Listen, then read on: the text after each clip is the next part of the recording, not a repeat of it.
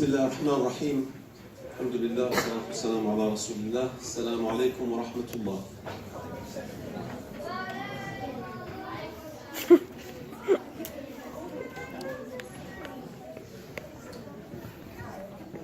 So as Maryam said and Sheikh Muhammad Ali said earlier, this is really mainly for the parents.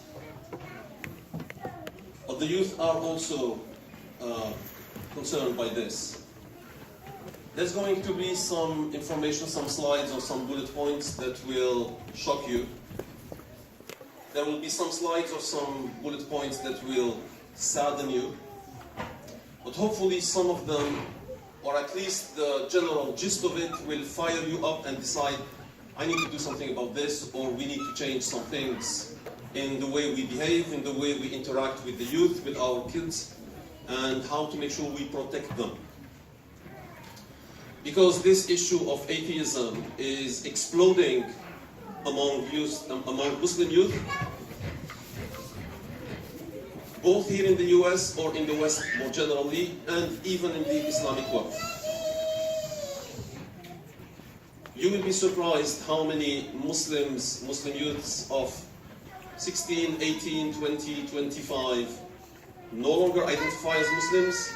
In fact, you will be surprised how many of them just say flat out, I don't believe in God. I am convinced there is no God. We will try to sort of diagnose the problem a little bit, see what do we know about this big disease out there, and hopefully in trying to diagnose, this is how a medical doctor operates. They try to do medical tests, blood tests, x-rays, etc. And then according to what they find, they decide, we need to work on this, we need to change this, we need to do surgery here. So that is the objective. If I show you some things that are shocking or really disturbing, it is really because we need to diagnose the problem. As we say in Arabic, "Man katama da'ahu qatala." Whoever hides his disease and does not acknowledge that I have a disease, doesn't go to the doctor, keeps having pain, says, I don't want to go to the doctor, he's going to tell me, you have this, and you need to do this. If you don't acknowledge the problem, if you don't go to the doctor for the problem, it'll kill you. Sooner or later, it will kill you. So we need to identify the problem and deal with it. Atheism and Muslims, what do we know? Until about 10 years ago, there were no books that talked about atheism among Muslims or among Arabs.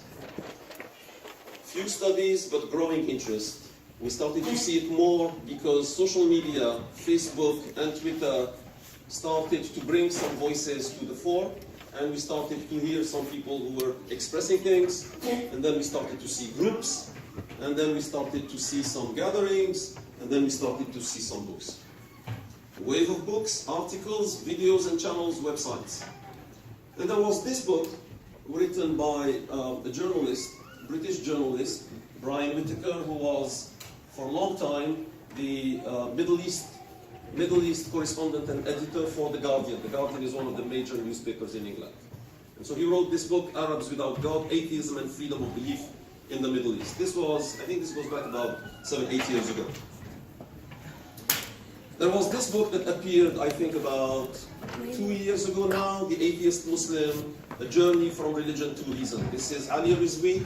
Ali Rizvi is Pakistani, lived in Saudi Arabia for a long time, then moved to, I think went first to Canada or to England with his parents, then went to Pakistan where he studied medicine, then moved to Canada and the US, and he has been in North America for the last 15 or 20 years, and he came out with this very, very strongly hard-hitting book, The Atheist Muslim. There are various causes of atheism. We try to identify as many as we can, although, as I say, there are few studies, so we don't really have anything solid to bank on.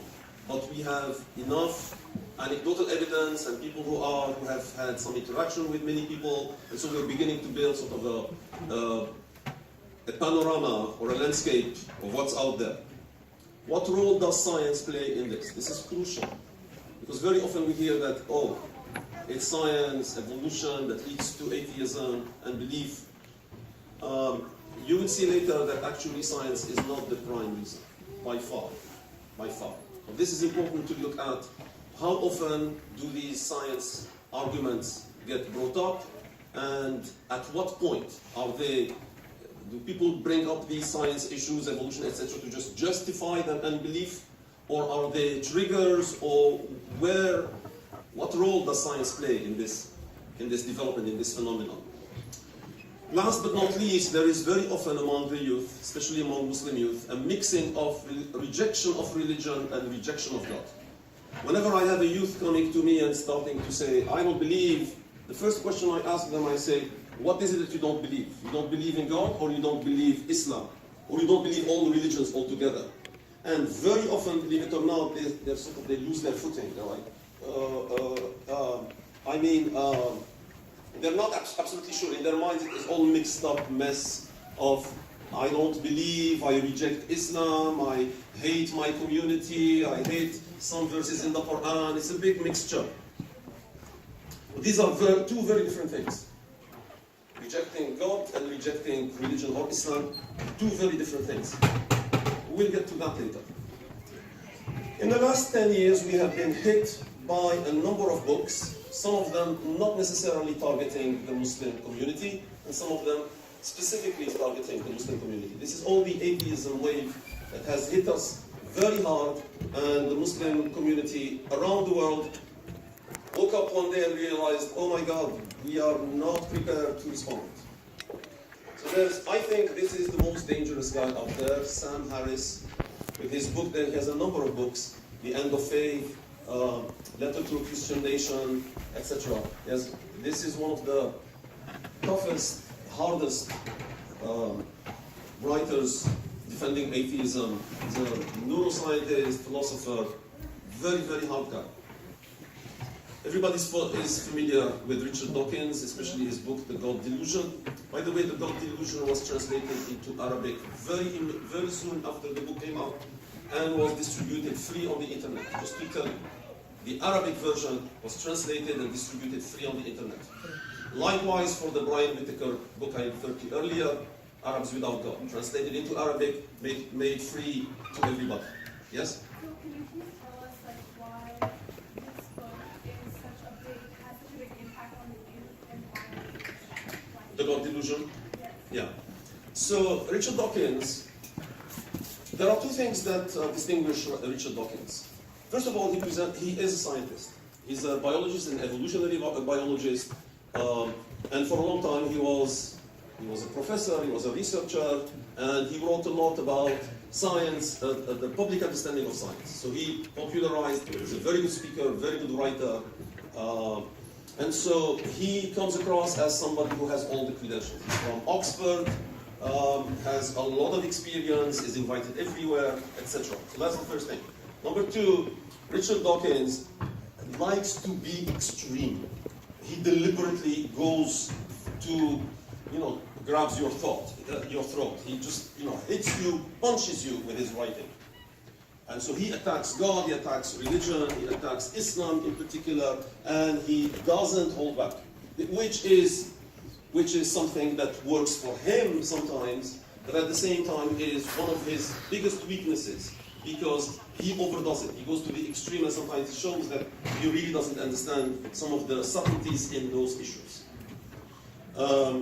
And because he is tough and he doesn't hold back, he becomes a favorite among the Muslims who want something to confirm their doubts and their rejection of religion altogether.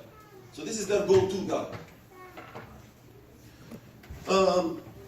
Christopher Hitchens died several years ago, wrote this book, God is Not Great, was also, he's not a great intellectual, he was a journalist and a public intellectual, and he was writing things right and left.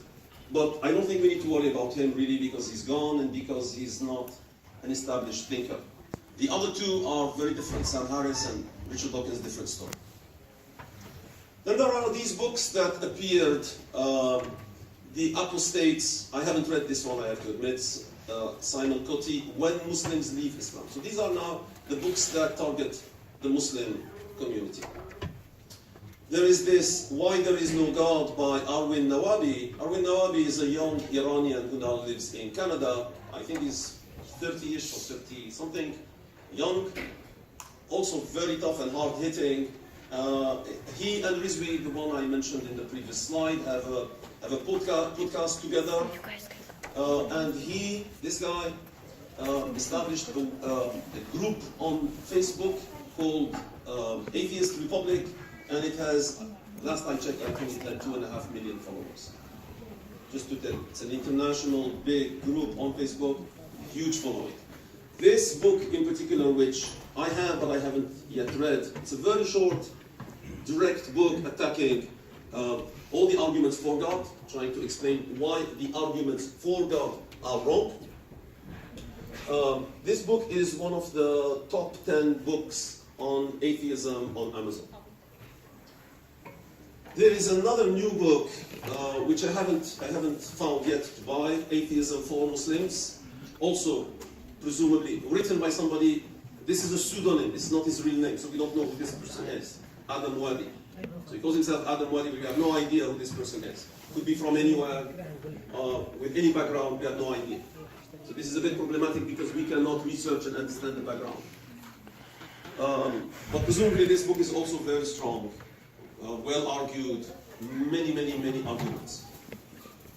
Then there is this book, which is, to my knowledge, the only Muslim book to try to argue against atheism, to try to argue against the arguments for atheism. So these people, they're presenting why there is no God, why religion is wrong, why, and Hamza Tzortzis, maybe some of you or many of you are familiar with Hamza Tzortzis, has written this book, which appeared, I think, maybe a year or two ago, and he's going around now giving lectures I think he was in Canada a couple of months back, and he lives in England. So this is just to show you that there is this big explosion, this big wave. It's a tsunami attacking all believers, but especially and including the Muslim believers, and especially the youth. The parents are not going to read this. Probably most of you parents, forgive me if I am making a mistake, have never heard of any of these books, or most of them. But believe me, your children, once they go to university, and they start meeting people, and they start talking to them, at the very least, they will be aware of these books. They will be aware of them, and maybe they'll be interested enough to read them. You may not be aware, they will be aware, for sure. The moment they go to college, they will hear all this discourse, they will hear speakers, they will hear other students, and they will be referring to some of these books, and they will be reading them. And I'm sure there will be more books to come in the next 7 years. These are all the books that have appeared. Some of them have appeared in the last 2 years only, and some of them go back to 5 to 10 years. What data do we have about loss of faith or about leaving Islam out there? The only survey that is available is a survey that was conducted by Gallup in 2012, so this already goes back 6-7 years. Is a survey on religiosity and atheism across the world. I went and collected all the data about Muslim countries only. There's a number of, maybe another 20 countries or 30 countries that this Gallup poll surveyed, non-Muslim countries. But I went and just selected for you the Muslim countries and what the Gallup poll says. The Gallup poll became very famous when it first came out. I think it came out in 2013, so the survey was conducted in 2012, and then 2013 the results were published, and then everybody was writing internationally. And one of the reasons why it became famous and people were writing about it is because there is this number here. So this column is a convinced atheist. This is not a religious person, and this is a religious person. If you take a look at Saudi Arabia, 5% completely convinced atheist, and 19% non-religious. And these are the people who chose to say so. meaning probably many more who didn't want to say that, or probably do not believe but said, I'll just say not religious. And when I talk to people who are familiar with the Arab world and these situations, they say, these numbers are nothing. It is much worse than that. Much worse than that. But the lesson I want to draw from this is that, first of all, this is already old. 7 years is already very old in such phenomena, social phenomena. And two, if you look here, sample size, most of them are very small. So this is not, so there's a lot of statistical uncertainty or error bar on this. So these numbers really don't mean anything except to tell us there is a problem and it's probably much worse. But these numbers, we can't really use them because they're already old. There have been some works or some attempts to study the phenomenon, at least here in the US. I'm sure many of you are familiar with the Atheism Institute. This is an institute that exists in the US that tries to address all kinds of topics that are of relevance to the Muslim community, at least in the US, if not internationally. They publish all kinds of papers, little booklets like this, which are usually 20 to 30 pages long, and address all kinds of topics. This is one such work that addresses causes of doubt. Please note that this book is not talking about people who reject Islam. This booklet, it's a short booklet, it's available for free, PDF, on the internet, you can download it and read it. Now this, and I'll be referring to it a little bit later, this is not talking about atheism. This is talking about Muslims who have doubts. And in fact, the word atheism is almost not mentioned in the entire booklet. But it does talk about what happens when young Muslims start to have doubts. What are the causes of their doubts? What do they do when they have some doubts? What do they doubt about? So this is the first attempt. What are the causes of atheism among Muslims? So this is the causes that lead Muslims to jump to atheism according to a number of commentators, people who have written articles. Again, there is no data, there's no real data, there's no surveys. We really don't know. But this is sort of our educated guess from the people who are familiar enough with this phenomenon. The most frequently cited cause for atheism in interviews, articles, and books is the existence of unfairness, suffering, evil in the world. And they say, this world is not fair. How can it be created by a God? This world is not fair. It's just not fair. There are people who are born into misery.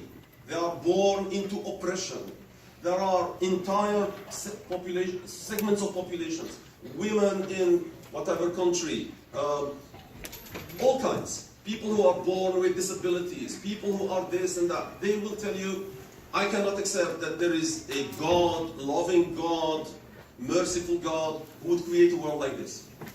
Now, of course, most of these ideas we can and we should start to rebut in a strong, organized manner. Just saying this doesn't mean, oh, we have nothing to say.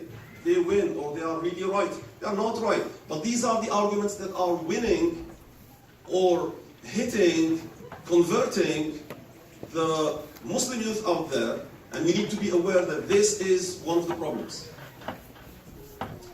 A petty and unlikable God. They say the God that we find in the holy books, particularly in the Quran, or perhaps even more in the Bible, is not a God that I would love. This is a God who punishes people for small things. There are terrible threats in the Quran. Eternal hellfire. I have heard this many, many times with youngsters that I meet. And I'm talking about back home in the Arab world. I live in the Gulf, as I'm sure all of you know. And I meet these people and I talk to them and they say, how can your God punish me to eternal hellfire just because I committed some big sin? Or I committed a big crime? Okay, let him punish me, but punish me for a while. Why eternal? Why? And then, why this torture? I'm just explaining these ideas that exist out there. No questioning allowed of any aspect of religion, let alone criticism of God. This we need to pay attention to. You see, this community, the Muslim community in particular, is not open for discussion. I was not allowed to discuss any such things. Anytime I said, yes, but why? And I kept saying, even yesterday when I met with the girls informally, I said, this is the most natural question that children and young people ask, but why? Yes, why? And I said, I want you to keep asking why until you die. Ask why for about everything. But these people, they say, we were not allowed to ask why. We were not allowed to say, but that's wrong. We should invite and encourage our kids to say, I think that's wrong. Because then we know what they are thinking and then we can discuss with them. Overwhelming argument from authority in religion. They say, yeah, but your religion is old, the sheikh said, so shut up. Every time you ask some question or somebody higher up speaks, then it's like, yes, Mawlana. This is called in discourse the argument from authority. So-and-so said, then it must be true. And by the way, in science, there is no such thing as argument from authority. There is no such thing as Einstein said. Not even Einstein. Causes of rejection of Islam now. The previous slide was causes of rejection of God, causes of jumping to atheism from Islam. Now causes of rejection of Islam. I have met a number of people, and I said earlier, when I meet these people and we start discussing, and I say, so your problem is with God or your problem is with Islam? And I said, most of the time they're not sure and it's a bit of a mess in their minds. But more often they say, I don't really have a problem with God, at least I haven't rejected God altogether. I can see that it would make sense that there is a creator, but Islam is a big problem. I say, okay, let's discuss it. Islam religion, according to this point of view, is frozen in medieval views. They say, well, the way you look at the world and the way you explain things, you're still medieval. There are unacceptable religious practices, particularly toward women. For example, beating a wife. They say, how can the Quran speak about beating a wife? Child marriage, you know the story of Aisha and others. Many of these are misconceptions, of course. People that don't really understand the story, don't understand the Quranic verse, what it means, etc. But that's how they see it. And it leads them to just, throw away the whole thing. The 2 female witnesses for 1 male witness, the stoning and cutting of hands, they say, how do you want me to follow a book that says these things? How come the Quran did not ban slavery outright? They say, how could it not ban? Isn't it obvious that slavery is evil and wrong? Why didn't it just ban it? And then, how come rape is never mentioned in the Quran? I'm just quoting for you just so you'll be aware of the arguments. I said some things will shock you. They say, how come rape is never mentioned? Isn't it a big crime, a violent crime, a violation of a human being? How can the Quran never mention rape? Intolerance toward Jews, Christians, gays, atheists, apostate, they say, your book is intolerant. Your whole religion is intolerant. And then there are some issues from the Sirah I mentioned, for example, the marriage to Aisha. Are there science-related causes for the rejection of Islam? Scientific mistakes in the Quran. So some of them, they will come and say, yeah, but your Quran says the following, and that's scientifically wrong. For example, earlier this afternoon, we were talking about, does the Quran really say that the earth was created before the heavens? Or that, do we really have to believe that Adam was created from clay? What does it mean he was created from clay? And other such issues. There are, to this day, believe it or not, this will be very surprising to you. There are, to this day, some Muslim scholars who argue from the Quran that the sun goes around the earth. Today, go on the internet, go to YouTube and search for it. The sun goes around the earth, not the other way around. This is, 470 years after Copernicus. Still they're arguing from the Quran that the sun goes around the earth. Conflict with evolution and other scientific issues. Scientific gaps, seeking gaps in science or distorting scientific facts. We talked about I'Jaz earlier today. There is this new sort of fashionable argument that there is no need for God, the universe can come out of nothing. There's another atheist that I didn't mention because he doesn't really write specifically about atheism, though he's one of the strong atheists out there, called Lawrence Krauss. Lawrence Krauss is a cosmologist from, I think, Columbia University in New York. He's in New York, I think it's Columbia. Sorry? Is it Arizona now? Last I checked, he was in Arizona. Oh, he's at Arizona. Okay. Arizona State University? I'll check. It doesn't matter. But what's important is he has a book. He has a book called A Universe Out of Nothing.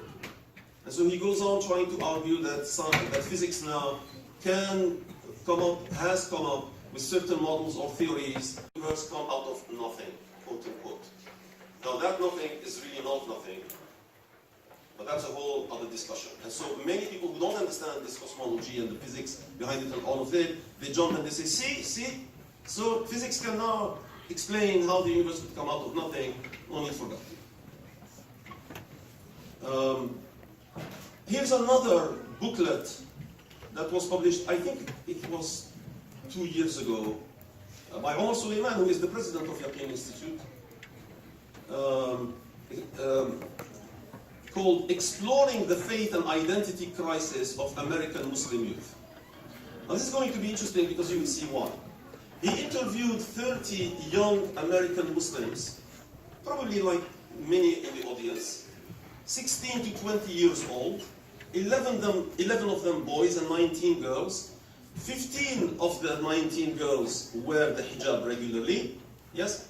Didn't you say earlier that we should always ask why? Sure. Yeah, so you were showing us examples of the questions of the youth that were asking, Right. like what's going on. So that's pretty much them asking why, and that pretty much made them go astray. So is it a good thing to always ask why?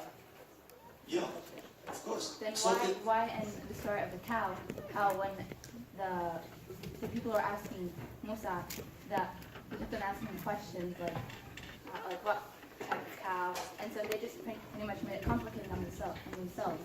And you're giving us examples of these youths who kept on asking why, making it so complicated on themselves. So sometimes I'm asking is asking why always a good thing, or would it just make it more complicated on the youths? did everybody hear the comment? Yes? So first of all, the story of the cow was not about why. It was, give us more information, because they really didn't want to execute the command or order. And they kept saying, yeah, but which one? But what color is it? And how big is it? And this and that. So it's somebody who's trying to win time or resist executing and saying, yeah, it wasn't about why at all. It was about, yeah, but which one? And what do you mean? And this and that. So it wasn't that. Now, when somebody asks a why question, what happens? One of two things. Either nobody answers, and then that creates even more doubts in the mind of the person, or somebody can answer or say, I don't really know the answer to that, why don't you go and look it up or ask X or Y. So, in all cases, it is not a good idea to say don't ask. Don't ask why. Because it will just, sort of hide the question or push it to the recesses of the mind, and it will come back. It will come back. Anyway, let's discuss all of this later. So I just don't need to finish the presentation. Because this is going to be interesting. You will see there are some interesting ideas that came out of these interviews. Interestingly, the 30 youngsters who were interviewed by Omar Suleiman, 26 of them described themselves as regular mosque goers. This is very similar to the Tamkinans, okay? Issues reported by the interviewees. One, and I really copy-pasted, these are exact quotes from some of them. I feel like I'm never Muslim enough anyway, so why even bother trying fitting in with the masjid? The imams always yell at the Muslim women about their hijabs, but never really put any pressure on the men. It's like we have to face pressure from everybody. So this is the girl saying, when we go out there in the outer world, let's say, we have problems. When we go into the Muslim community, we have problems. Like we have problems everywhere. Whereas the boys have it easy. They have it easy in both inside and outside. There's more from Omar Suleiman's paper. Here's another quote. This is Omar Suleiman writing, saying, when I questioned my interviewees on how they viewed elements of their faith deemed restrictive or regressive, many hesitated to openly discuss their issues. So there is this tendency to I don't want to get into that. But as I said earlier, whatever you hide will end up killing you. So we need to get rid of this tendency, even among our youth, to resist discussing such issues. He said, when I asked them if they thought Islam was a restrictive religion, 18 of them said yes. So this is 60%. Of these, most goers. I stopped coming to the masjid because I got sick of being treated like a second-class citizen. This is one of the girls. I already feel like that outside.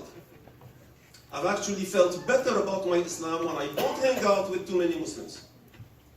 It allows me to tell myself that they don't represent Islam. So when I'm not with the Muslims, I'm still okay, guys, they're not really Islam. Otherwise, when I come to the masjid and see how girls are treated, I start believing that we really are as backwards as they say we are. Meaning we have a problem in the Muslim community, in the mosque itself, in the masjid environment, that it is to the young Muslims giving the wrong impression. Here's another quote. He tells the story of an international conference speaker asking an audience of Canadian Muslim women. He said a few years back there was this speaker and she asked the Canadian Muslim women, how many of you think that Islam considers men superior to women? Almost the entire audience raised their hand. These are Muslim women in Canada. Raised their hand, yes. Islam considers men superior to women. She then asked, how many thought that in Islam men and women are equal? Only 2 girls of the entire audience raised their hands. Then she asked, and who thinks in Islam women are superior to men? No one raised their hand. Of the 30 participants I interviewed, writes Suleiman, 26 described themselves as masjid goers. When asked if they felt welcomed in the masjid, only 3 of them said yes. So this is 3 out of 10 said yes, we are welcomed in the mosque. This is 10% only. All but 2, remember there were 19 girls. 17 out of the 19 I interviewed felt like the masjid was not welcoming to women. Conclusions from Suleiman's paper. One girl, 17 years old, said that she wasn't proud of her hijab until, this is positive, this is very interesting, until she wore it when she was 14 to serve the homeless event.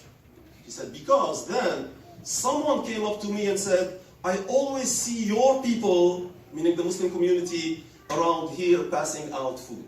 And then she felt proud. He said, that was the only time I felt proud wearing a hijab because somebody saw me and said, oh, you're a Muslim, you guys do good. Young Muslims should also be intellectually equipped with how to deal with the onslaught of doubt-inducing claims leveled against Islam routinely in this climate. We don't prepare the youth to deal with this tsunami of attacks. General summary, I'm concluding here so we can have some time to discuss as much as we can. Approaches to the phenomenon. We need to distinguish between intellectual needs and emotional existential needs. Meaning, the youth who leave Islam or reject God sometimes do it sort of intellectually because they have thought of some things and made some conclusions. And sometimes there's some emotional or existential need. Something has happened in their lives that has made them, I don't want to be part of this religion. So we need to distinguish between the two. They are not the same. They are very, very different situations with the youth. We need to use pragmatic approaches, both intellectually and psychologically. Pragmatic meaning what works. Not out of principle, no, it has to be like this. No, what really works. We need to be pragmatic. So the youth want to be more open.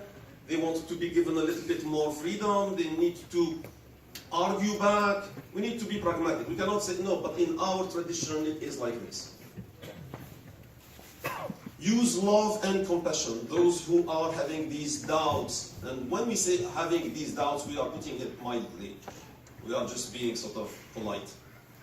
Those who are having these doubts and those who are sincerely and honestly with themselves rejecting this already are having difficulties. We cannot just go and attack. We need to use love and compassion. Show to people that they often worship some unworthy deity, money, fame. In some cases, some youngsters reject religion because they want to have a free lifestyle. They want to have a girlfriend, boyfriend, they want to have whatever, freedom to go where they want, to follow what they want. And they find that the easiest way to go about this is just to completely sever, cut out from the community. And they say, oh, actually, I'm no longer Muslim. So then that makes it easier for them to just do whatever they want. What we need to show them is when they try to follow that kind of lifestyle, they have actually substituted Allah with another deity. The deity means this personal liberty, freedom, my lifestyle, fame, sex, money, you name it. You need to show them that you have actually subjugated yourself. You have made yourself now a slave to these base instincts. So we need to do it compassionately, but we need to show them that, you know what you have done? You have substituted one God for another. Involve the youth. Honestly and sincerely and truthfully, we need to involve the youth in finding more appropriate solutions. Only the youth know what the youth think and what's going on out there. So we need the youth to tell us, to report to us about their own doubts and about their friends and about what kind of community is happening. What kind of dialogue. Approaches to the phenomenon, we need some academic work. We need publications, we need books, we need workshops. Urgent need for short books. I said the atheists already have produced some short books that are targeting the youth. We don't have anything like that. And I was arguing earlier today that we need to avoid controversial approaches like i'jaz and some. I think nobody mentioned intelligent design today, which really give ammunition to opponents. We need to really leave out the arguments that are false or will be counterproductive later. Wassalam. So I want to stop here. We will be having lots of discussion, I hope. So I just wanted to throw some information, some ideas from the discussions that I have had with people, from my reviews of the different aspects of this phenomenon. I don't have the last word on this. I don't even have the first word on this. I have barely done some homework to try to uncover what's going on out there. We need everybody.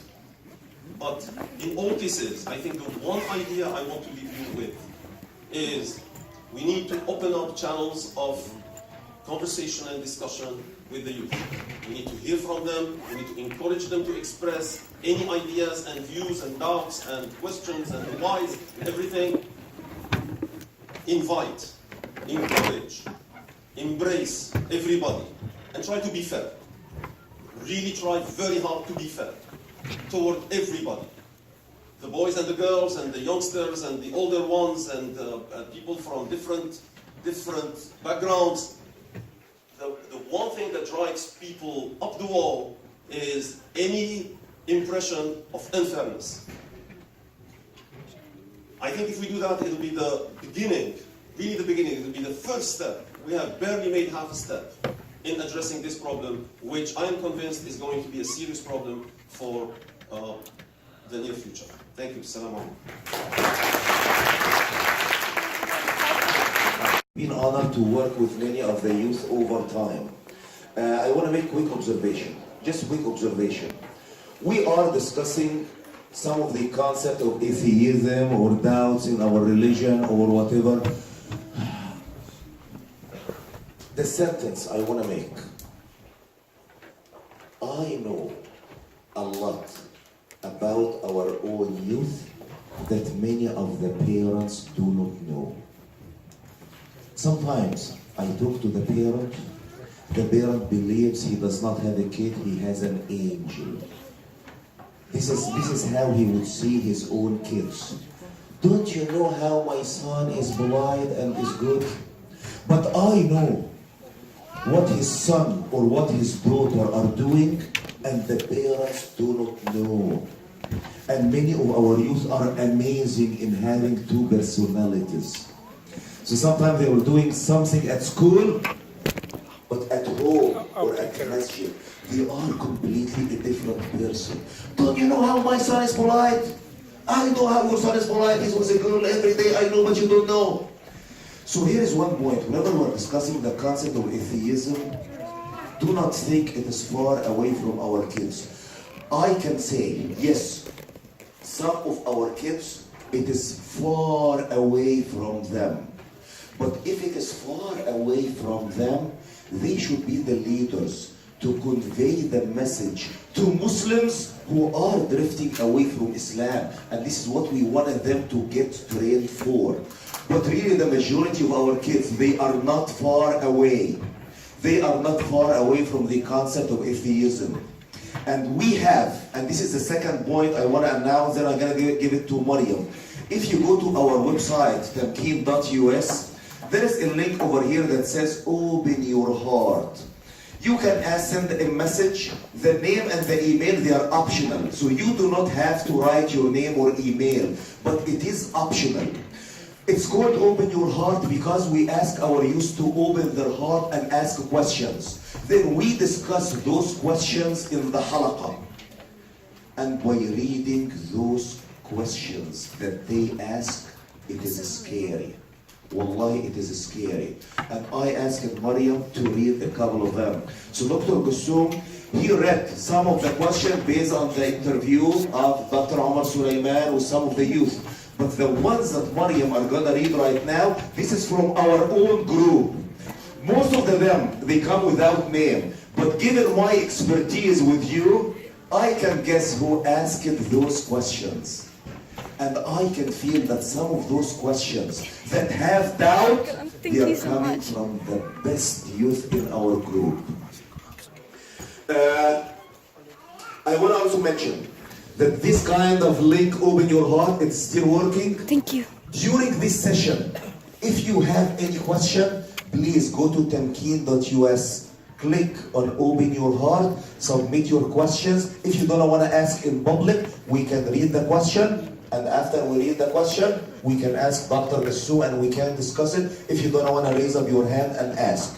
Even after the session, please, I know this session, it opened, or today, the conference, it opened a lot of questions. And in one day, Dr. Gussoum, he may not be able to answer all of them. So we can send him the question. We can discuss it next week, inshallah, in our meeting next week.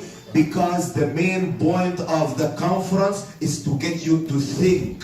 Get you that there are some points that need to come on your radar. So please ask a question and open your heart during the session.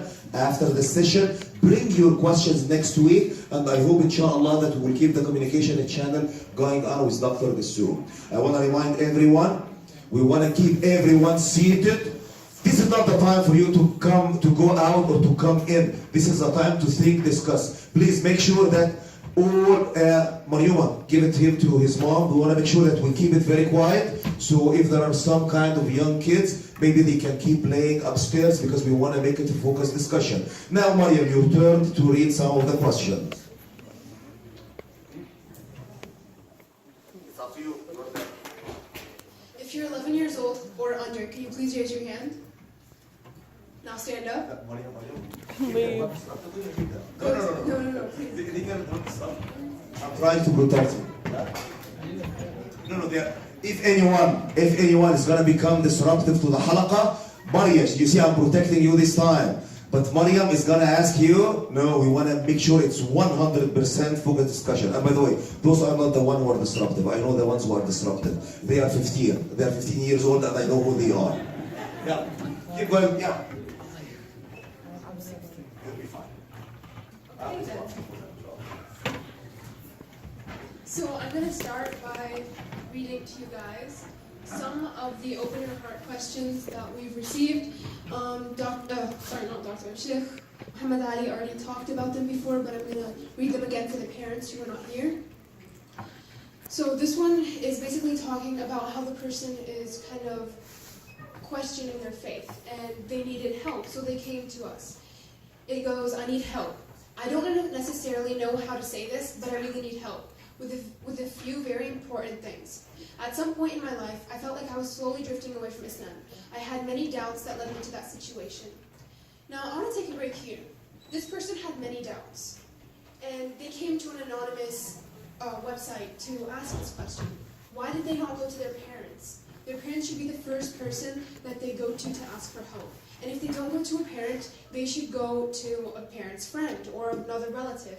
So it's kind of on the parents and on the youth to have a good communication and have good trust. During the month of Ramadan, 2 years ago, I didn't know what I was doing with my life.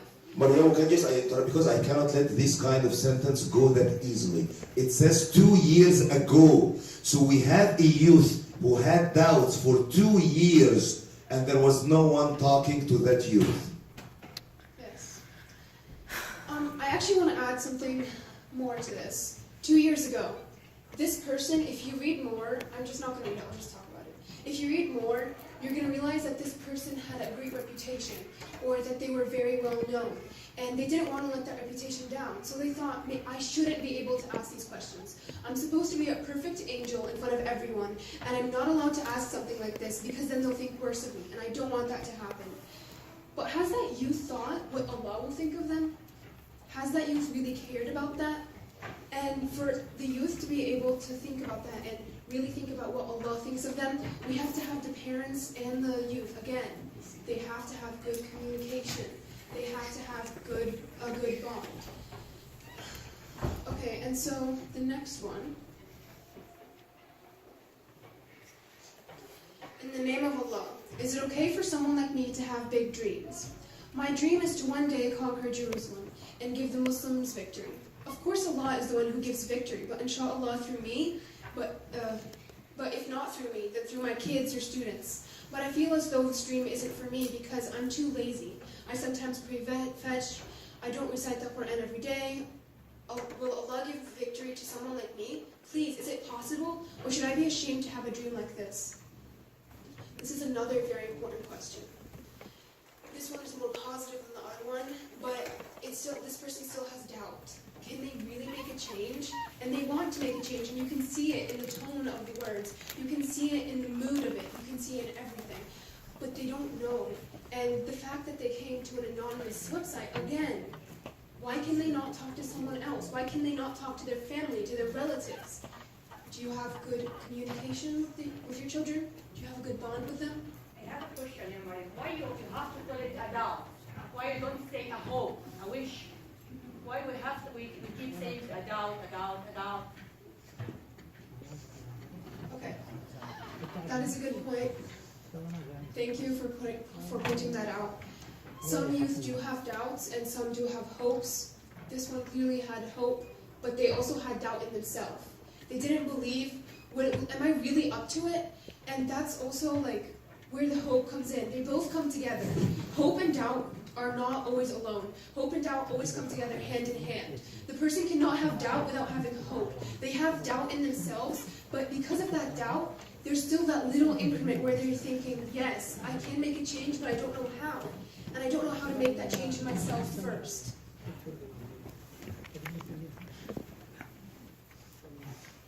Next one. I've been trying.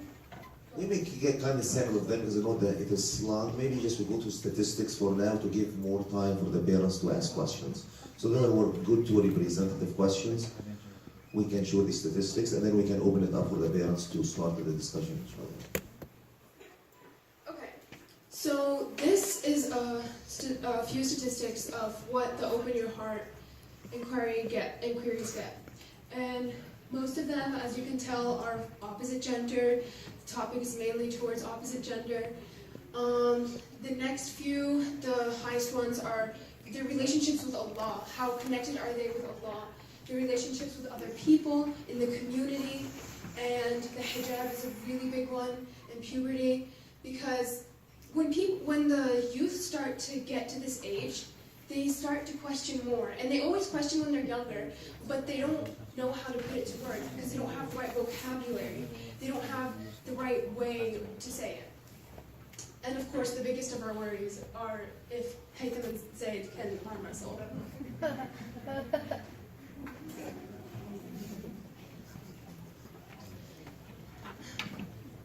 So this one is basically talking about the adults. Before I get into the actual numbers, the fact that we're talking about adults now does not discriminate from the younger kids. The younger kids, they may have a strong faith in the beginning, but as they grow older, they're going to become adults. Adults is not one group, and youth is not one group, and younger kids is not one group. They're both one. They're all one. So we should not be discriminating between any age, because they're all going to get to it at some point of time. And if they don't get to it at home, if they don't get to it at school, they'll get to it from online. So about a quarter of adults who are raised Muslim, which is 23% of them, no longer identify as members of the faith. And so basically this is saying that as they grow up, they begin to realize I can make my own decisions. I'm not a child anymore. I'm free from my parents, or I'm free from my siblings, or I'm free from my other relatives, and now I can just easily not be Muslim anymore, which is a big problem. And we need to have our eyes wide open to it, because if we don't change it early, and I'm going to emphasize this, if we don't change it early between the youth, these little ones right here sitting in front of me, I don't think any one of them reaches 13 years old. They might have doubts. And as Habiba's mom said, they might also have hope. And we have to help them grow that hope. And so here is among the Americans who were raised Muslim and no longer identify as Muslim. This is the percentage of them who no longer participate in any religion. They are atheist or agnostic, and they don't have any beliefs. 55%. 55%.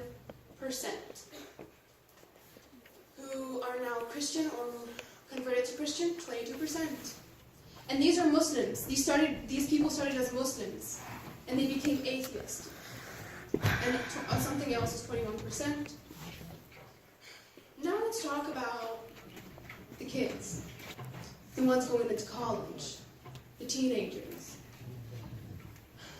About 48% of them, from the female view, have had sex, and 57% of them male. Some who have done drugs, 28% male, 19% female, and these percentages change. And 77.6% of Muslim college students tried 2 or more of these behaviors in the past year. Right? And this is statistics. So what does it mean? How do we gather these statistics? We ask them. We ask them, what have you done? And they answer it. It's not like they choose to say, no, I don't want to answer. They say it. That's how we have these statistics. Some of them are not even afraid to say it in public. So if we make the change in this room, if we talk about it in this room and help the youth find the right path, they won't come to these mistakes and commit them. Okay, does anyone have any questions? And Sure, they should have a question. I will be kind of passing the microphones out, and we ask Dr. Khassoum to take his position. I'm not sure I'm really the person to answer most of the questions I can imagine. I think you should come down. Anybody else from the community to help? We'll just do our best, just do ijtihad right now. But don't look at me like he's the guy who can answer. I don't think I can answer.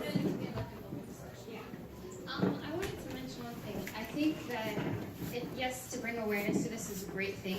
I do think, to be honest, that it's quite inappropriate for the younger audience here. I think that we should have bought the parents to, to sit down first before we added in the younger ones here, 11 and under. That's still way too young. Way too young. Yes, no one's saying it's something we shouldn't be aware of. We should be aware of it, of course. But how about Tamkeen, before bringing in something like this, they bring in the parents. Have a discussion with them so the parents can be aware of it, then decide how they choose to bring it to their children. Because we don't all do the same things with regards to how we want to raise our kids or how we want to bring something like this to our kids. Do I think like this discussion right here should be, myself, for the kids who are sitting in front, should they be aware of all this or even actually listening to me say this? It's not the place for kids to even hear this. And also just another point, SubhanAllah, all they say statistics. Where are we reminding our children about the adillah from the Quran and a hadith? Yes, people make mistakes, Muslims make mistakes. Muslims are not perfect. But what about the hadith of the Rasul is to remind his companions to say, Ya muqallib al-qulub, thabbit qalbi ala dinak, because we will make mistakes. We don't know, but all we have seen is statistics. Fin al-hadith, fin al-adillah, min al-Quran. Where is all of that? Sorry, I just need to say that.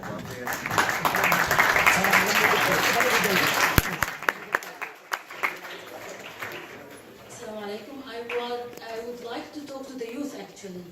I want them to be. Have you taken scientific method? So I have a lot of problems with the statistics that are given. A lot of this, the first one in the first presentation, it was me.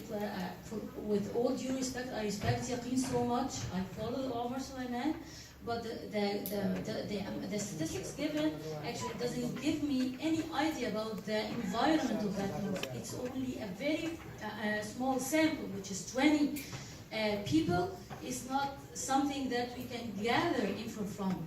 The third thing, all of them are subjective questions. They are not objective. My definition of superiority in Islam between men and women, I would add a fourth answer, which is sometimes the women are superior in some aspects and sometimes the men are superior. Superiority here is not like a race. It's related to the situation itself. So actually, a lot of the first statistic, the second statistics is not about atheism, guys. This is for the youth. The second statistics is about sinners. We are all sinners. We are fast repenters. That's what I teach my students. Muslims are not angels. Allah subhanahu wa ta'ala created angels that would not question anything and only worship Him. I encourage actually questioning everything. But some questions you will find for the youth. You will find the answers here. You can logically find it. And some answers, Allah subhanahu wa ta'ala asked us not to think about them. It's not like the whole questions, but some you will never be sure of the answer. Like ما أشهدتهم خلق السماوات والأرض ولا خلق أنفسهم وما كنت متخذ المضلين عضدا. Some questions, if I swear I have seen how the earth has been created, you will not believe me. We can discuss it, open the whole theories, and go with it, and I'm open for everything. But some stuff you will not be sure of 100%. The second statistics is about sinners. All Muslims are sinners, we just repent.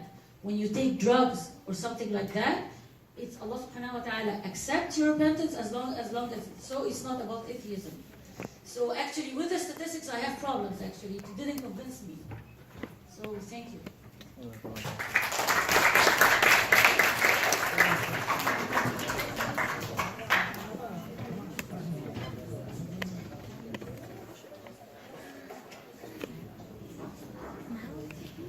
Assalamualaikum. I want to say kind of a two-part thing, which would involve what you spoke about in terms of the books of atheism and whether we should read them. I honestly, I'm a mother of 9, and I live between Saudi Arabia and America. And I have been on both ends of thinking I had the answers to realizing I had no answers.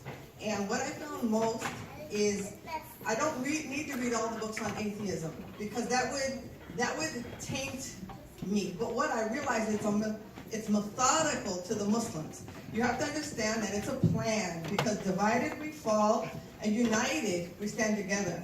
And we as Muslims, we are not united. So there is a plan, because if you make Islam weak, and you do it with the youth and the children, then you win. They win, whoever is planning. So what I think is, since all of us can't read, whether it's in English or Arabic or any other language, I think what we can do as parents, and this is mostly to the parents, what I found is to hold on to your children and talk to them about Tawheed. Because Rasulullah sallallahu alaihi wasallam, he taught 25 years on Tawheed just to get people to believe and to practice Islam. And I truly believe that if we see our children as the sister said, as sinners, just like us, making mistakes, and it's okay to make a mistake. And I'm going to just say a very personal story. When I left Seattle, Washington 20 years ago, I thought that I had the answer by moving to Saudi Arabia. I thought I would protect all my children from the haram and the sin and what I saw in the Muslim youth as well as the kuffar youth. And when I got there and my children began to grow up, and I won't say the sins of them, but I will say I had problems with one of them. So bad that my husband thought, let me kick him out. I'm going to kick him out the house, and like the Prophet Noah, alayhi salam, that I will leave my son. He's not of my family. And when he went and sat with a talib al-ilm, he said, he asked for advice. Can I kick my child out of my home? Because I don't accept what he's doing. It's haram. And I didn't agree with my husband. I went to my son and I wanted to see just how bad, how he was going places police in Saudi were scared to go. And I said, what if I wanted drugs? I just talked to him. And he said, what kind do you want? I said, how much? And where do you want to go? And it scared me. I feared that my son was human. And I begged him, while my husband wanted to kick him out, I said, whatever you do, haram, come back and pray. Even when you think you've given up, you've done the worst thing, that Allah you fear that Allah would just never want you. Guys, cry for your children and pray for them. Istajab al-um. But I'm saying, the day when they can get married, and you can pray for them, and you know that they're praying and they're then teaching their children, because he's still not perfect, but he is teaching his children to pray. So teach them Tawheed, and teach them that it's okay to be perfect. The Talib al-Ilm told my husband, you cannot kick him out because he is not like Prophet Noah's son. Prophet Noah's son apostated, and he did not believe in Allah on the last day. He gave up on Allah. But he said, your son is a bad Muslim. But he didn't give up on Allah. He still loved Allah. And I just want to say this because I found myself on both ends. I'm in America thinking, whoa, those Arab children are so bad. I'm telling you true. I was like, what? But what I realized, my friend, the Arab's mother, didn't know the sin and what shaitan had here in America for them. They didn't see it. They didn't know what their children were exposed to. When I went to Saudi, I had no idea what my children would be exposed to. I thought it was safe, but they were exposed to the same things, if not worse. And later, when my sons and daughters got older, they said it was more fun because it was haram, and they could do these things. So they weren't saved. They weren't saved. They were still tested. So I ask you parents to not turn a blind eye, but welcome the fact that they can talk to you. Talk to your children and let them be imperfect and keep them praying. Just say, listen, whatever you're doing, just keep praying.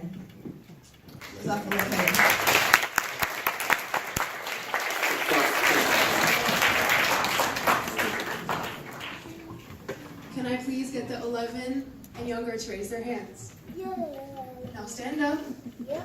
Walk to the back. Oh my goodness.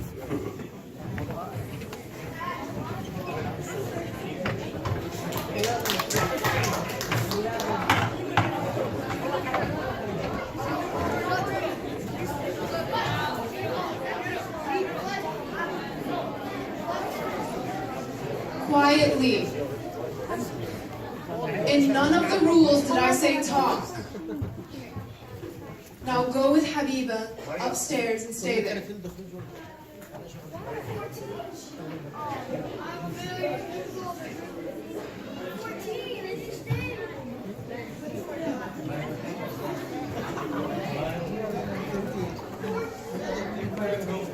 Please quiet down. This was not an excuse for you to talk. Thank you.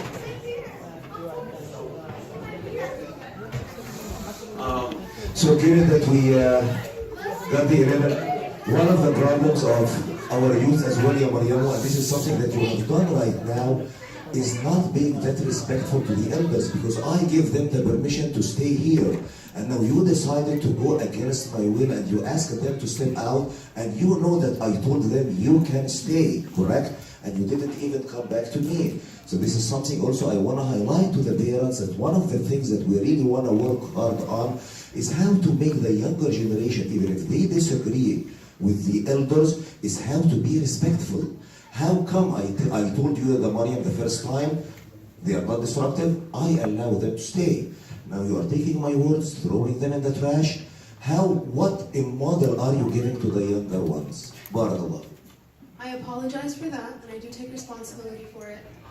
But I feel like many of the parents, especially the moms who came and talked to me, had a point that some of the kids here aren't really thinking about it. And if we implant it in their brains, maybe they'll start thinking about it, and maybe they will go down that path. And I think the choice I made was the correct one. And I do apologize for taking your rules and putting them in the trash, but I think I made the correct decision.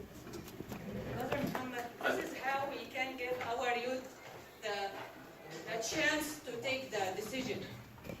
It's okay. If they are against us, it's okay to give them that chance. This is my opinion. For sure, I respect your opinion. I disagree that we are raising a generation who is disrespectful to the elders. But again, it's a matter of opinions. And I hope that if I'm teaching the coming generation something, is how to be respectful to the elders. And if they disagree with the elders, they have to come first, seek the permission before making the decision. I just wanted to come back and make a couple of comments on what the sister just said. First of all, thank you for your personal testimony. It is much appreciated. Just a couple of comments. One is regarding the books that I showed. I never said, I don't think, and it wasn't my intention that people should be reading these books. Not everybody. Some of us who are studying this phenomenon and planning to respond and to publish books and put on videos and websites, etc., to address this phenomenon should definitely be reading these books. I have read several of them, not all of them myself, but I certainly didn't mean everybody, come on, you need to read all these books. What I meant by showing those books is what kind of a tsunami, what kind of an onslaught is happening right now on our youths that most of us may not be aware of. I just meant, look how much is coming down, and I said the youth will be aware of this, even if some of you will never hear of these books. And I said, the only response that I am aware of is the one by Hamzat sources. And we need a lot more in terms of books, easy consumption ideas, simple videos, workshops, meetings, personal, etc., etc. So that was the intention. Secondly, I think we agree on this from what you said toward the end. I said we need to use love and compassion in addressing these kids. I certainly agree that it is no solution to just kick the kid out. Even if the kid became an apostate, even, I would say. In that I would disagree with this Talib al-Ilm who said he's not like, no, his son, he hasn't rejected God. I said, even if your son rejects God, perhaps only temporarily, perhaps out of ignorance, perhaps out of rebellion, I wouldn't kick, that would be no solution to kick the kid out. I said love and compassion, and I said something else which I want to again underline. I said we need to be pragmatic.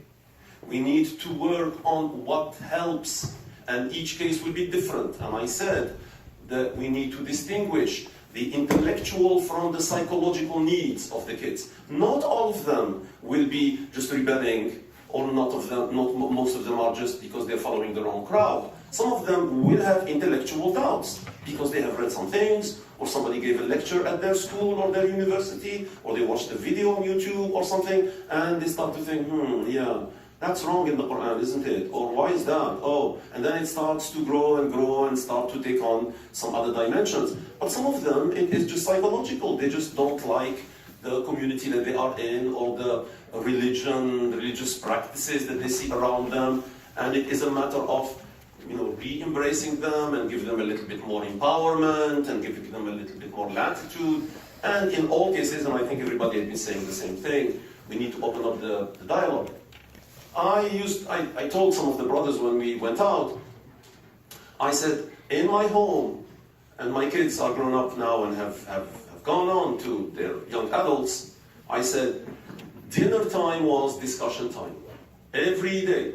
In fact, I told Sheikh Muhammad Ali, I said, when my kids were young, my two boys, I used to take them with me to Jum'ah, to Friday prayer, and I would say, please remember that on the way back, I will be quizzing you about the khutbah. So that you pay attention first of all, and second, so that if you don't like something in the khutbah, and guess what? Very often they would say, what kind of nonsense was that?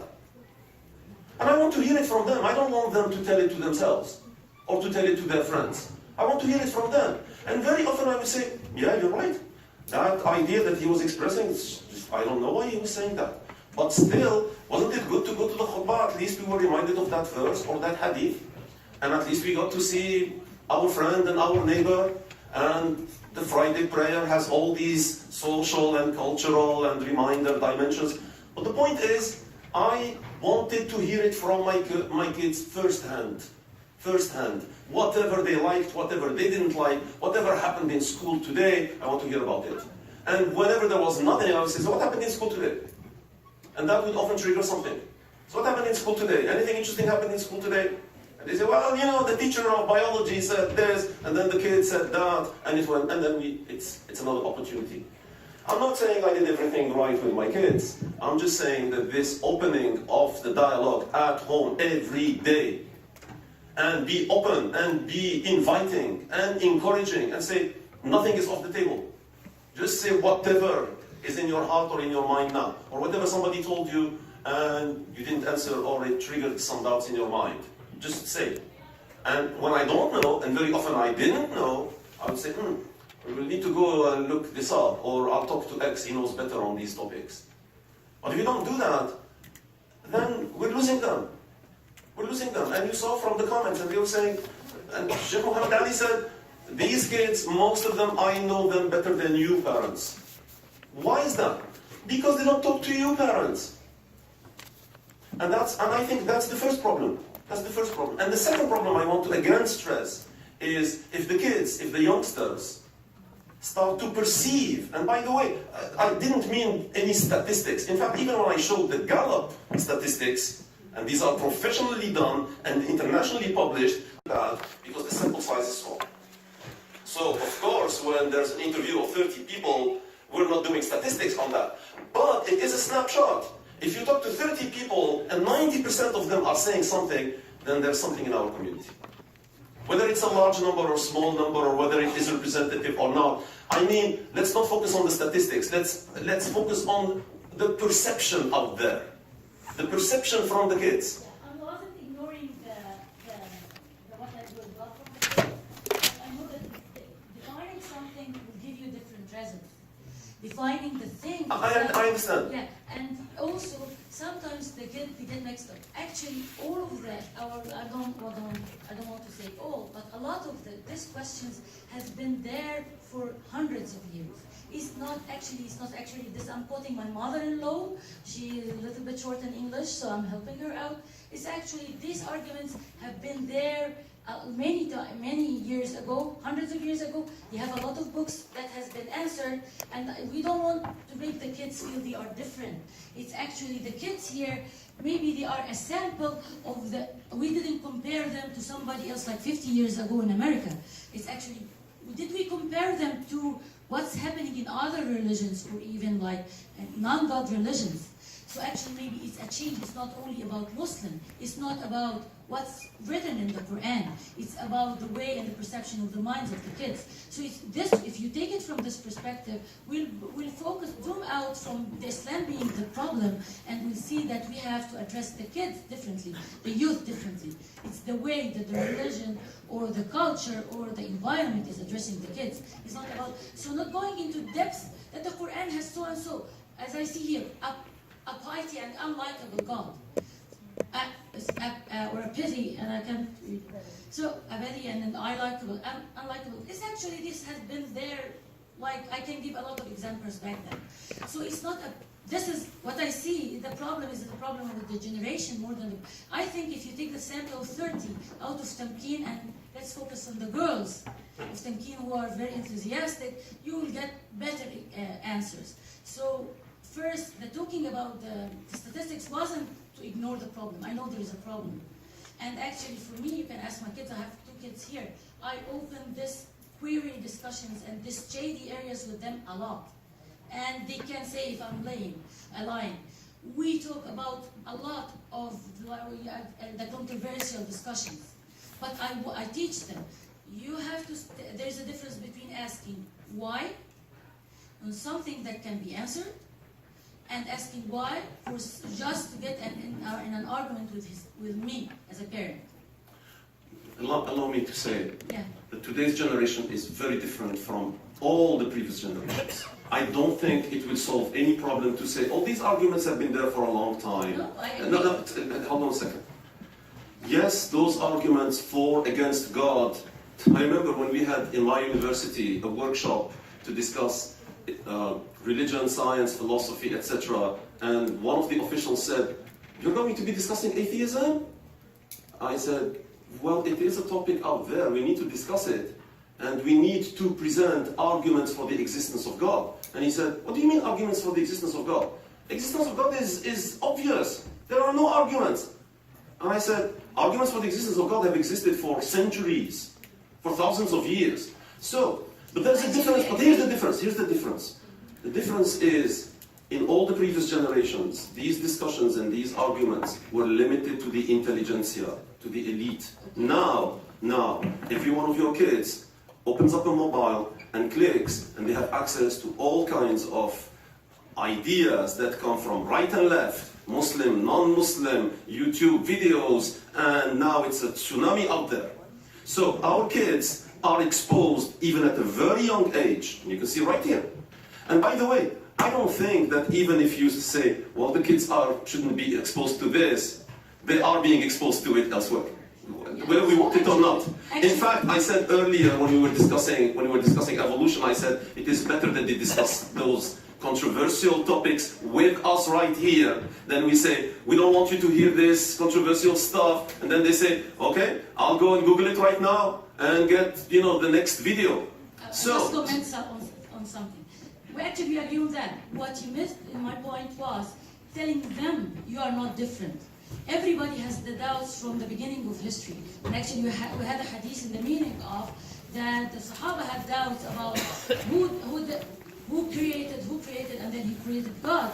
So the Prophet actually told them, so it was there all the time. I'm not talking that I'm just actually telling you they are different. We have to address them differently. It's a generation problem, it's not the Islam problem. It happens in Christianity, in all other religions. They think about, so we agree on this point. The only thing I'm talking to them, that they are not different. And the Prophet said, actually he didn't say something bad about the Sahaba who saw him and thought this thought. He actually told them, ذَلِكَ صَرِيحُ الْإِيمَانِ. If you get some questions and you have doubts, it's not forbidden in our religion. It's you really want it, وَلِمَنْ جَاهَدُوا فِينَا لَنَهْدِيَنَّهُمْ سُبُلَنَا. If you really want to reach the answer of your question, you will find it. Let's hear other people.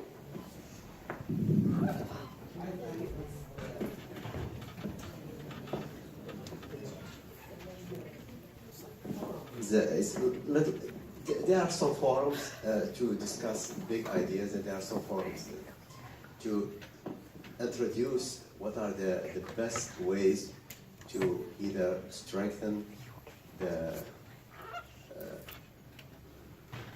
the youth in their religion and how to go about it, or the methods how to prevent, to open up discussions. So there are some forums.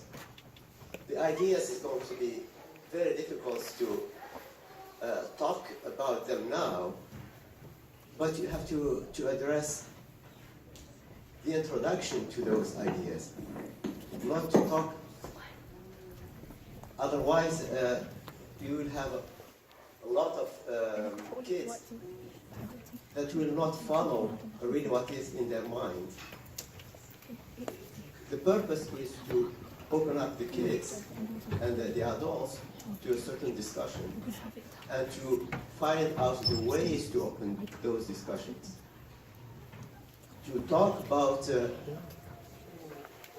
Quran and all the sciences and how to strengthen, how to go deep into the Quran and the explanation of the Quran, and to talk about science and how the science.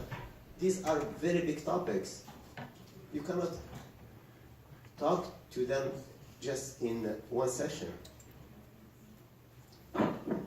Yeah, no, I couldn't agree more. In fact, when we were going for the Maghrib prayer, and some of the brothers caught up with me in the hallway and said, "Are you going to present the counter arguments to these atheists?" And I said, "Do you think that in 1 hour we could really address the problem of suffering and evil, the role of science, evolution, the roles of different genders, inheritance laws, why the testimony of women is not equal to the testimony of man?" There's no way we can address these questions here. And that was not the purpose, as far as I understand, of this session. The purpose of this session, please everybody comment and tell me if I'm wrong.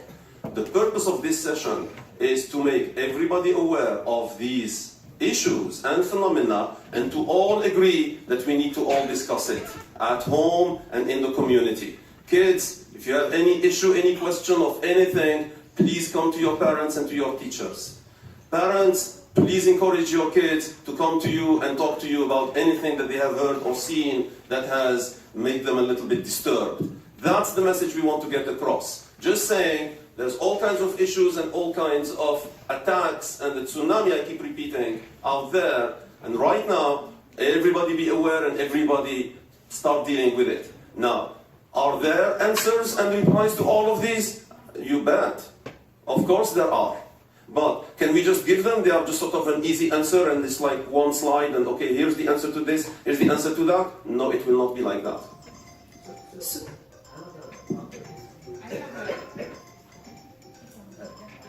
Also, another topic is to encourage all the youth and to not only to talk about controversial things, but to talk about things that they don't understand in the Quran, in the Hadith, how they go about what is the meaning of their religion, what is faith. A lot of things that they have in their mind, and they need to talk about it. What does it mean for them?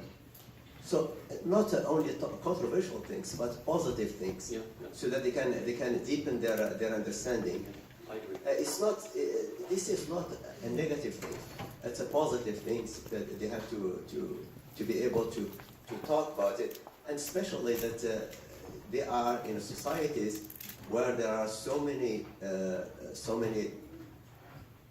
ideas floating, valid, non-valid, scientific, non-scientific, just. And they are swamped with all these ideas, and they are growing, and they don't know their way, and there are a lot of questions for them.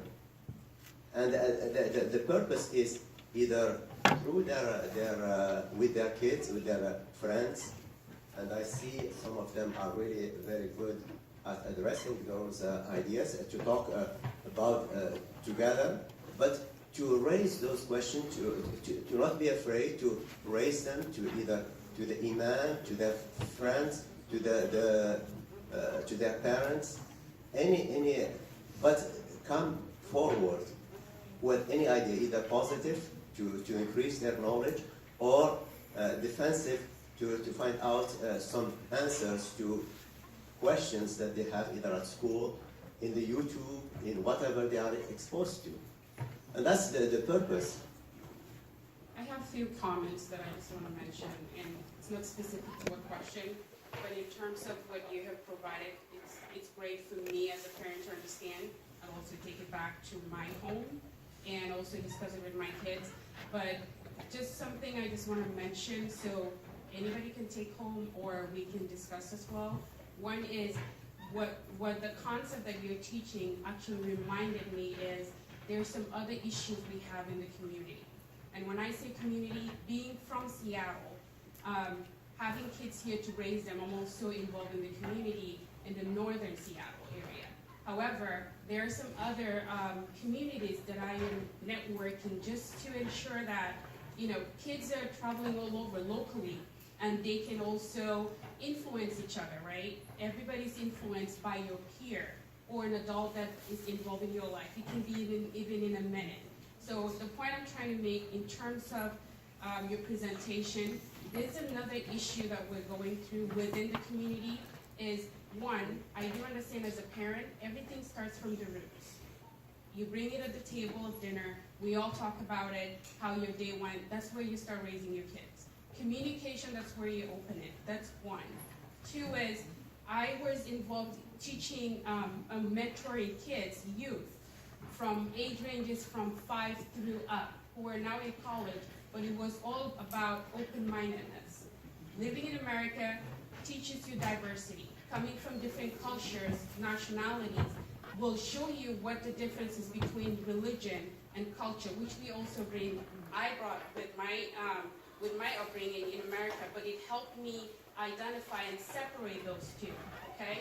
Kids are getting confused on that. You have a second thing, which is the community itself that we're calling as Muslims.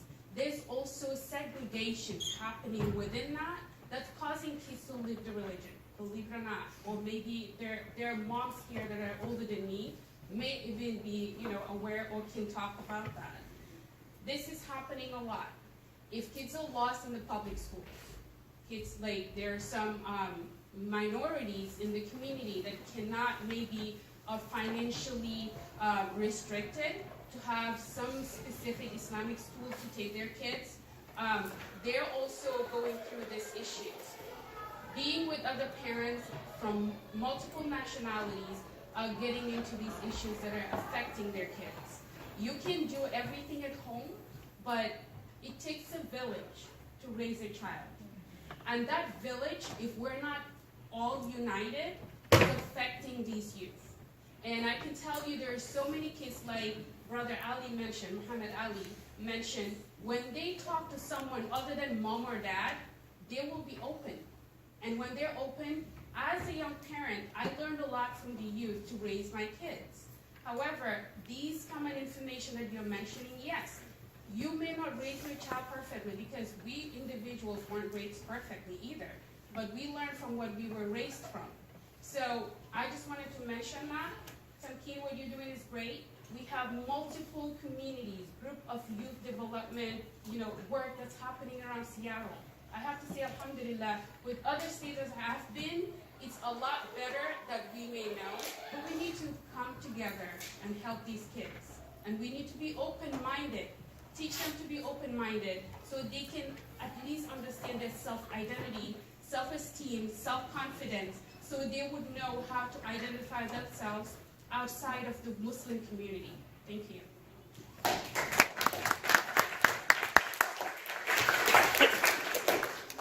Thank you for that. We have about 5 to 6 minutes until dessert, but we'll allow 2 more things, 3. Please try and make it quick. Assalamu alaikum. Thank you, brother. I wish you here 20 years ago, because I raised 4 girls, and I wish I can access to this book. You mentioned everything you speak is perfect. I want to have that knowledge to teach my daughter and to teach them the right way, the right path where I grew up. But I didn't find it. I take them when they're little kids to the masjid. They make fun of them. The community is no good because my kids, they don't speak Arabic. They're American. They're born here. It's a way you don't kids, you speak Arabic. Your daughter should speak Arabic. Your daughter, she should put hijab. Your daughter, she's wearing a pants with a long dress. Your daughter, when she's painting her nail. Your daughter, she's not, nobody want to be with her, with them. So the race is America. For today, for the parents, I've been here 30 years. For the parents, the young mother, you guys, glad you guys have this community. I didn't have this community when my kids growing up. I teach them by myself. I sit down at dinner table. I talk to them at the dinner table about Islam, where to start, with the edge to eat with their fingers, to say everything. When they grow up, they have their own life now. What it affects them, maybe. Yes, maybe not. It's like the sister, she said, you keep praying for them for every day. I don't give up on my daughters. And that's why my son, I was happy to see the group and to see the communities getting together is a blessing. I don't care about the subjects, what kind of subjects, what are you talking about, is it whatever, it's just the community get together. And you guys have to be strong, you're young mom and young kids. I'm just want to tell you guys, is glad you guys doing what you guys doing. And thank bless you. God bless you.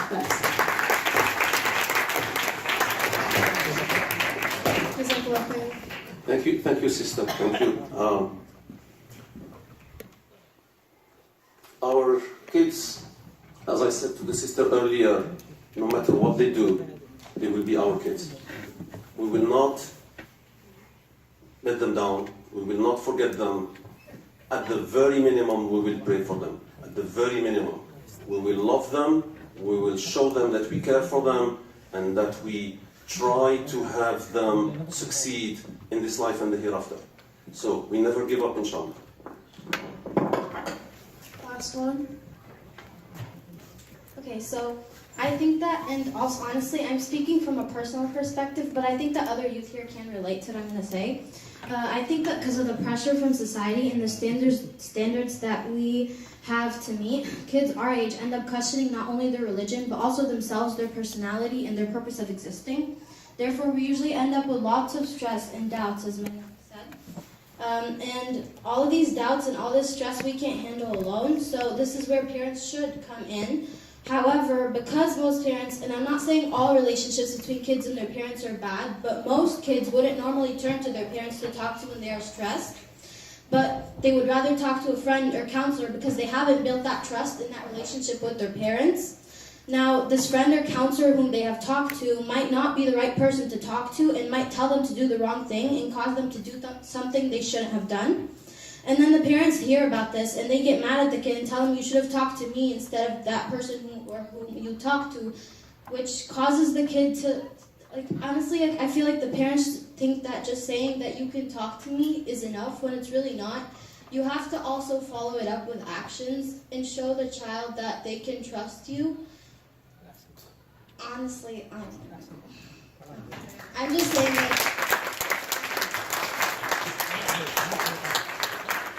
I'm just saying, like, we live in a bad society, in a bad environment, and the parent just saying you can talk to me isn't really enough to get the kid's trust, if that makes sense. The youth can answer that. Actually, just one more. There's a guy who was raising his hand the whole time.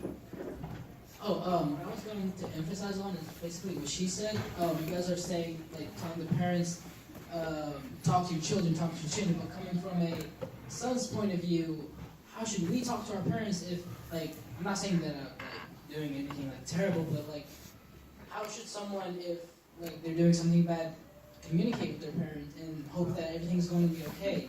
Like, they don't know what's the outcome, they're afraid, and it's like they don't want their parents to be disappointed in some sorts, and they just want to be accepted, if you know what I'm saying. They love you. They love you. Tell them everything. Yes. And just take it. They will not hurt you. They love you. Honestly, this is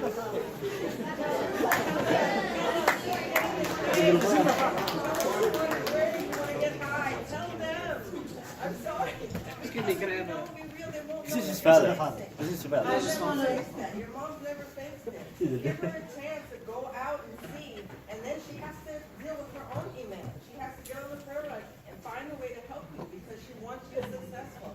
Because if you're successful, she's successful, he's successful. Your children that you will bear, one day, inshallah, will pray for them on Yom Al-Qiyamah. Tell them. And listen, parents. Listen. Yeah.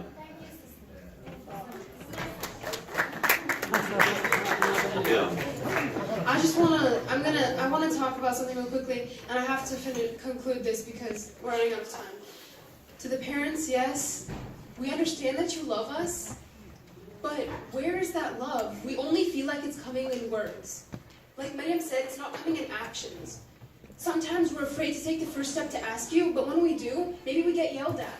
Maybe we get talked about in an over-exaggerated way, like, oh my gosh, no, don't do this. Or sometimes parents don't care, like, yeah, cool. But when we talk to you the first time, it's kind of like our way, like, this is going to be my first time, my experimental time. Maybe the second time is, maybe the third time is, and then when it's the third time, they cut it out. They did this too much, they over-exaggerated too much, they under-exaggerated too much. And now, I don't know if I should talk to them, I don't know if I should talk to my counselor, I don't know if I should talk to my sheikh, I don't know if I should talk to my sibling, I don't know if I should talk to my uncle or aunt. So, communication is important. Communication calmly. Communication in an understanding way. Communication in a way that, with empathy. When they know that you're in their shoes, you've gone through those stages, when they know that you understand what they're going through, what's in their heart and what's in their mind, you'll open up. And just recently, I did not tell my mom anything. I didn't tell my dad anything. I kept everything a secret. And when I realized that nothing stays a secret, nothing. I'm saying nothing stays a secret, guys. I was like, okay, maybe I should talk to them. Maybe it is right. Maybe if I know this is their way, maybe this is my parents' way, maybe they just don't know how to talk to you, then maybe I should be the one to step up and ask and talk and tell them about my problems, tell them what's happening at school, because like what our sister said, they will pray for us. And their prayer is the most important thing, because their prayer always gets accepted, inshallah.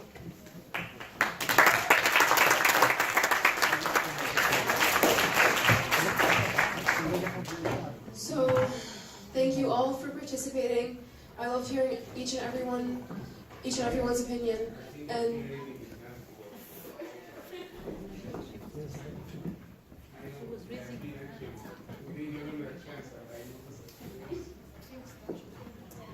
okay, so I have a question for actually Sheikh. What's so bad about being gay or transgender? This is why we mentioned, that the kids, they are going one way and the parents think some other way, bro. He's under 11, he shouldn't be here. No, just kidding. Just kidding. No, but really, did you see the reaction when he asked the questions like, oh. And we've been for 1 hour saying we need to be open and welcoming and accept all questions and say we'll talk about it. And if I don't have a good answer to that, we'll talk to somebody who has better knowledge, etc. And make him feel like, thank you for asking that question. You know what? That question was asked of me by my kids, I think it was 15 years ago or something, and I didn't know how to answer it. Just to be honest. I just didn't know what to say. So, thank you for asking it. I hope somebody will answer you one way or another. If that's a good answer to you, alhamdulillah, fantastic. If it's not a good answer, keep asking and keep pushing, and the community will love you for it. And that's all I can say.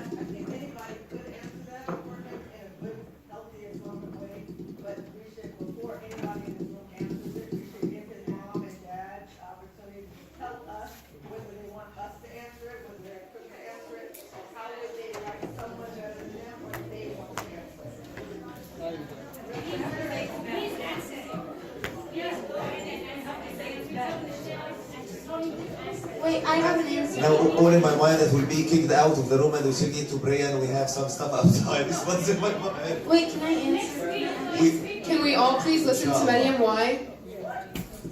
Stuff. They all thought that all that stuff was okay, and they all practiced that stuff. And Prophet Lut warned them, but they didn't listen. So then they all perished, right? So unless we want to all perish because of that same reason, then they're all bad. Cool.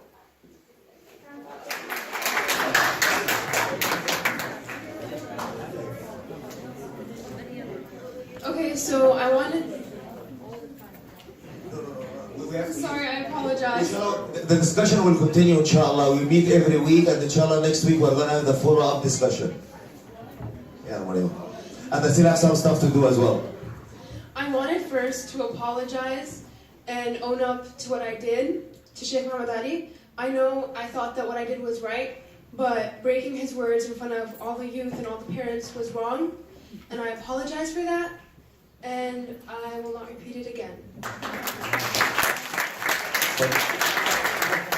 No apology is not enough, your money. What else did you The do? lesson to learn from this. And what did you do? So I broke his words in front of everyone, which disrespected him. And even though we did have disagreements, I shouldn't have done that.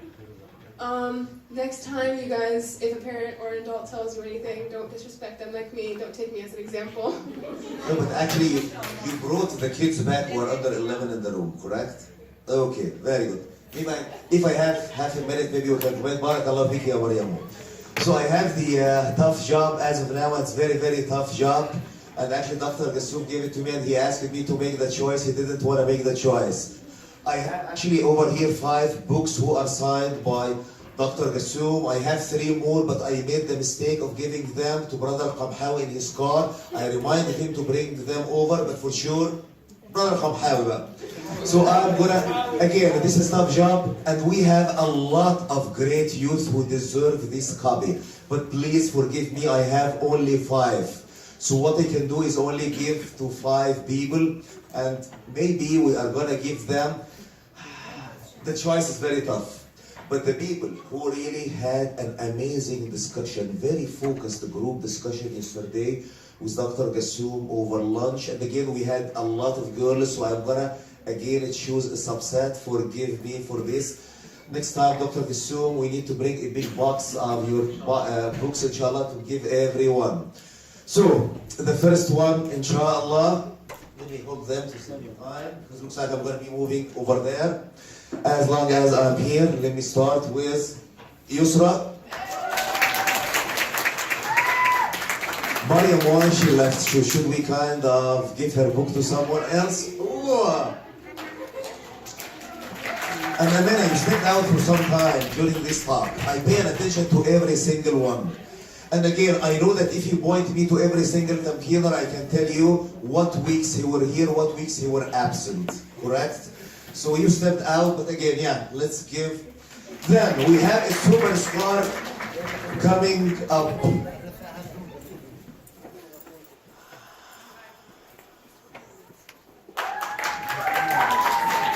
Barakallahu fiki ya Layla. The last one, to the one who made a lot of effort for 3-4 months organizing this event, and she had to take every now and then she were yelled at from me, why you didn't send the email, why? But mashallah, she's trying to bear with me. May Allah reward you the best, ya Maryam. Just a quick comment. I don't know how Muslims can say women are mistreated.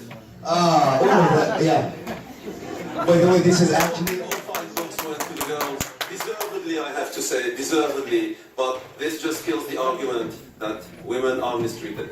Actually, I have to make a comment as well. So we had the girls meeting over lunch, boys meeting over dinner, but looks like the boys, they were just, they cared for the food. They did not ask any question, they were just eating and eating and eating.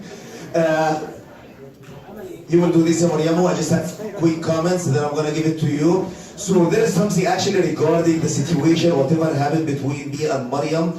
I have to be clear in the way I teach people over here in Tamkeen, and kind of priority is respecting the elders even if we disagree.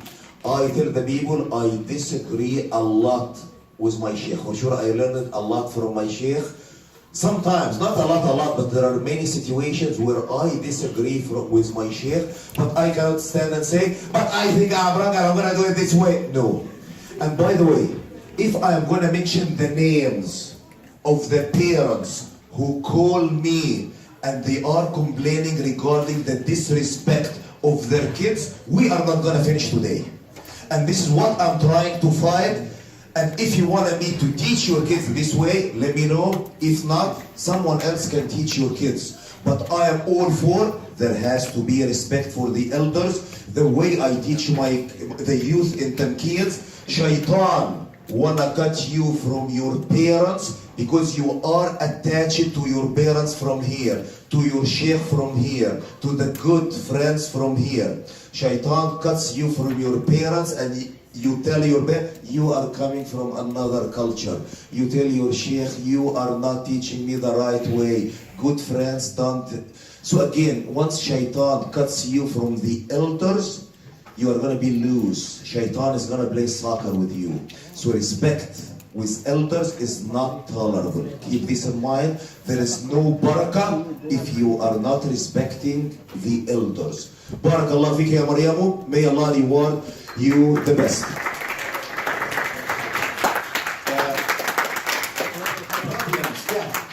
Let's cut this down so we can I have seen tons of problems with our youth. Atheism is actually one of them, but maybe for the older generation, because I teach at the university and I fully respect that the sister who said I disagree with statistics, I also disagree with these statistics. Reality is way horrible than statistics. Those are the people who went in public and said, I am no longer a Muslim, it was my mom or dad. But the people who have problems and they are shy of speaking, they are way much more. And here is the point, yes, you should be the leaders. Those who say we no longer believe in God coming from Muslim family, they are your responsibility if you believe in God. But there are other problems. One of them is many of our youth, they do not have the energy to work for Allah. They tell them, how many pages of Quran did you read? He said, which year are you asking for? The last year or the year before? So sometimes we want to talk regarding how we can inject some energy. How can we let the hearts of I can feel the heat from the speech of the parents. They speak with heat for their deen and for saving their kids. I want to feel this heat from the younger generation. Sometimes, no, we're just coming. So again, there are many problems. And we're at the beginning. I'm sure one day is not going to be enough. Maybe we started the discussion. Probably I'd love to have, as our sister said, we want to get the parents to talk to each other before we talk with the youth. However, I remember, and I hope in the future I am wrong, but I remember one day we called the parents to come and to discuss, and we ended up having 4 parents. And we made an announcement and we sent emails. We got 4 or 5 of the parents who came.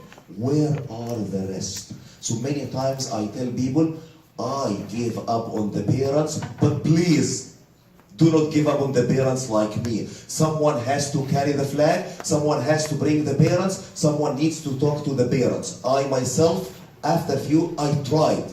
They come 3-4 times. I said, maybe the problem is with me. I asked other people to make the call. Hey parents, come, let's discuss. The parents, 3 or 4 came, and even the people who called for the meeting stopped coming to help with Tankir. May Allah reward all of them the best. Maryam probably she has a couple of things. Then we are gonna move upstairs, inshallah. We have some dessert. We pray Aisha, and then we leave. Okay, enough clapping, you guys. Okay, so this is something that most of our youth wrote in for you, and we wanted to thank you. And Jazakallah khair for coming here, all the way from Dubai, to talk to us and educate us and make us more knowledgeable.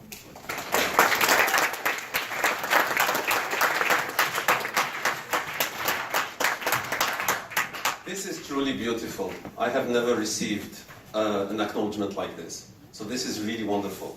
And I have to say, I feel like I am the one who was blessed by coming here, because I found a wonderful community, I found a wonderful youth, and even though some of the ideas were difficult to argue back and forth and exchange, and some people didn't always like what I was saying, but I think this opportunity was fantastic, that we get to talk about the things that we don't always like, that we are not always comfortable with.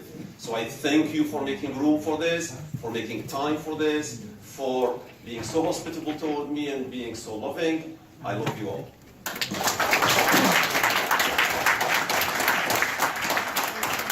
Mariam, you will be in the act one more time. What is the frame? What is the stuff? What is the frame that should go with this one and what? At least he got it. Just like, okay, letter. Barakallah. Okay, so now you can all get out of your seats.